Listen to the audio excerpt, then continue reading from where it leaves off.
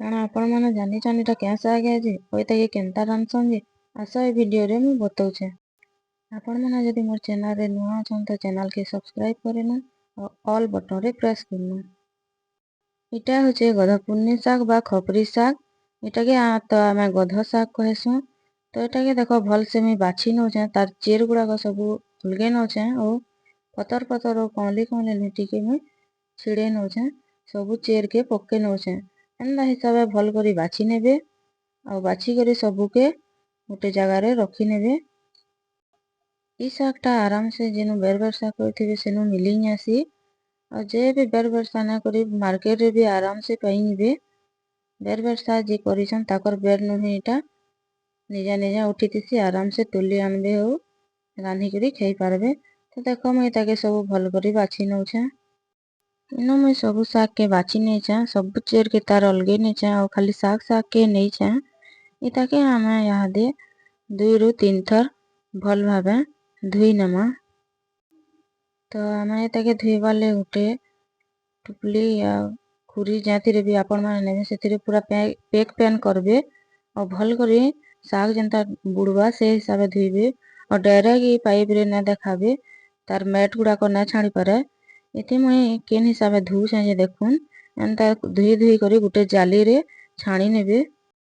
ଭଲ୍ କରି ଏନ୍ତା 2-3 ଥର୍ ଧୁଇ ନେବେ ଆଉ ଗୁଟେ ଜାଲିରେ ଏନ୍ତା ରଖିନେବେ ଯେନ୍ଥିରେ କି ସବୁ ପ୍ୟାନ୍ ବାହାରି ଯିବା ତାର୍। ପ୍ୟାନ୍ ଆଉ ଟିକେ ବି ନାଇ ରହେ, ସବୁ ସେ କଣା ବାଟେ ଗଲି ଯିବା। ତ ମୁଇଁ ଇଟାକେ 2 ରୁ 3 ଥର୍ ଧୁଇ ନେଲି ଭଲ୍ କରି। ଦେଖ ଆଉ ଏଥିରେ ପ୍ୟାନ୍ ବି ଟିକେ ନେନ। ତାର୍ ଲାଗି ଗୁଟେ ଆମେ ମସଲା ରେଡି କରମା, ଯେନ୍ଥିରେ ଅଛେ ଲେସୁନ୍, ଗୁଟେ ମିର୍ଚା ଆଉ କିଛି ବାଦାମ୍ ବା ମୁଫଲି ଆମେ କହେସୁଁ। ସେଟାକେ ଆମେ ଭଲ୍ ଭାବେ ଗ୍ରାଇଣ୍ଡିଙ୍ଗ କରିନେମା। ତ ଏତାକେ ରାନ୍ଧବାର୍ ଲାଗି ମୁଇଁ ବସେଇ ନେଇଛେଁ କଢ଼େଇ। କଢ଼େଇରେ ଇହାଦେ ତେଲ୍ ଟିକେ ପକେଇ ନେମା, ରିଫାଇନ୍ ଅଏଲ୍।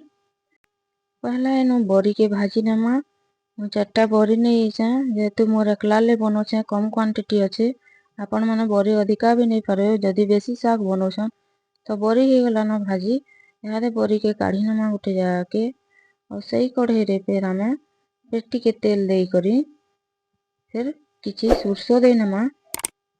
ସୁର୍ଷୋକେ ଭଲ୍ କରି ଫୁଟିଦେମା ଆଉ ସେଥିରେ ଆମେ ଇହାଦେ ଦେମା ପିଆଜ୍। ମିର୍ଚା ମୁଇଁ ଆଉ ନାଇ ନେଇ, ଯେହେତୁ ମସଲାରେ ନେଇଛେ ତ ବେଶୀ ରାଗ୍ ହେଇଯିବା। ମୁଇଁ ବେଶୀ ରାଗ୍ ପସନ୍ଦ ନାଇ କରେ, ତ ଆଉ ମିର୍ଚା ନାଇ ନେଇ। ଆପଣ୍ ମାନେ ଯଦି ଖାଏସନ୍ ଇନୁ ଆଉ ମିର୍ଚା ବି ପକେଇ ପାରବେ। ପିଆଜ୍ କେ ଭଲ୍ ଭାବେ ଆମେ ଭାଜି ନେଲି। ପିଆଜ ଭାଜି ହେଇ ସାରିଲା ପରେ ଆମେ ଧୁଇକରି ରଖିଥିବାର ସେ ସବୁ ଶାଗ୍ କେ ଇନୁ ଦେଇ ନେମା। ଶାଗ୍ କେ ଇନୁ ଡାଇରେକ୍ଟ ରୁକି ନାଇ ନେବେ, ଏନ୍ତା ହାତେ ଟିକେ ଟିକେ କରି ଦେବେ। ନହେଲେ ତଲେ ବି ଯାହା ବି ପ୍ୟାନ୍ ଥିବା ସବୁ ଫେରି ଟିକେ ପଲେଇ ଆଇବା। ଆଉ ପ୍ୟାନ୍ ଦେଇ ନେଲେ ଭଲ୍ ନାଇ ଲାଗେ, ପାନିଆ ପାନିଆ ହେଇଯିବା, ବେଶୀ ସିଝିଯିବା। ତ ସେଥିର୍ଲାଗି ହାତେ ଏନ୍ତା ଚିପି ଚିପି କରି ଫେର୍ ଆଉ ଥରେ ଶାଗ୍ କେ ଦେଇ ନେବେ। ଆଉ ଦେଇ ସାରିଲା ପରେ ଭଲ୍ କରି ସବୁକେ ମିଶେଇ ନେବେ ଆଉ ଟିକେ ଭାଜି ନେବେ ହାଇ ଫ୍ଲେମ୍ ରେ। ଇନୁ ଦେଖି ପାରୁଥିବେ ମୁଇଁ କେନ୍ତା ହିସାବେ ଶାଗ୍ କେ ଭାଜୁଛେଁ ଯେ ଇ ହିସାବେ ଭଲ୍ କରି ଭାଜି ନେବେ। ଟିକେ ଭାଜି ସାରିଲା ପରେ ଏଥିରେ ଆମେ ଦେଇ ନେମା ନୁନ୍। ନୁନ୍ ଟା ନିଜର୍ ହିସାବେ ଦେବେ, ମୁଇଁ ନୁନ୍ ନେଇଯାଇଛେଁ ମୋର୍ ହିସାବେ। ତ ନୁନ୍ ଦେଇ ସାରିଲା ପରେ ଫେର୍ ଟିକେ ଆମେ ଶାଗ୍ କେ ଆଉ ନୁନ୍ କେ ମିଶେଇ ନେମା ଆଉ ଏତାକେ କିଛି ଟାଇମ୍ ଲାଗି ଢାପିକରି ଛାଡ଼ି ନେମା, ଯେନ୍ଥିରେ କି ସିଝି ଯିବା ଶାଗ୍। 2 ରୁ 3 ମିନିଟ୍ ଗଲା ପରେ ଆମେ ଖୁଲିକରି ଦେଖ୍ମା। ଆଉ ଖୁଲିକରି ଦେଖିଲା ବେଲେ ଦେଖ ସବୁ ଶାଗ୍ ଭଲ୍ କରି ସିଝି ଯାଇଛେ। ଆଉ ଟିକେ ଟିକେ ଯେନ୍ ପ୍ୟାନ୍ ଅଛେ, ଇହାଦେ ଆମେ ଏଟା ଏଥିରେ ଦେମା। ଭାଜି କରି ଯେନ୍ ରଖିଥାଉଁ ସେ ବଡ଼ିକେ, ସେ ବଡ଼ିକେ ଦେଇକରି ଇହାଦେ ଭଲ୍ କରି ଘାଣ୍ଟି ନେମା। ସେ ପ୍ୟାନ୍ ଟିକେ ଟିକେ ଯେନ୍ ଅଛେ ବଡ଼ିଟା ସବୁ ଟାଣି ନେବା। ଆଉ ଶାଗ୍ ଆମର୍ ରେଡି ହେଇଯିବା। ତାର୍ ପରେ ବଡ଼ି ଦେଖ ମୁଇଁ କେନ୍ତା କରୁଛେଁ ଯେ ଆପଣ୍ ମାନେ ହାତେ ବି ଏନ୍ତା କରିକରି ଦେଇ ପାରବେ। ମୁଇଁ ଗୁଟା ଦେଇ ନେଇଛେଁ ଆଉ ଏଥିରେ ମିଲଉଛେଁ। ତ ଆପଣ ଆଗରୁ ହାତେ ଗୁଣ୍ କରିକରି ବି ଦେଇ ପାରବେ। ତ ଦେଖ ଏଇ ହିସାବେ ଏନ୍ତା ଆଉ ଟିକେ ଫେର୍ ଭାଜି ନେମା ବଡ଼ି ଦେଲା ପରେ। ଆଉ ଫେର୍ ଟିକେ ଏତାକେ କଭର୍ କରିକରି ଆମେ ଛାଡ଼ି ନେମା। ତ ଦେଖ ଇହାଦେ ପୁରା ପରଫେକ୍ଟ ସିଝି ଯାଇଛେ।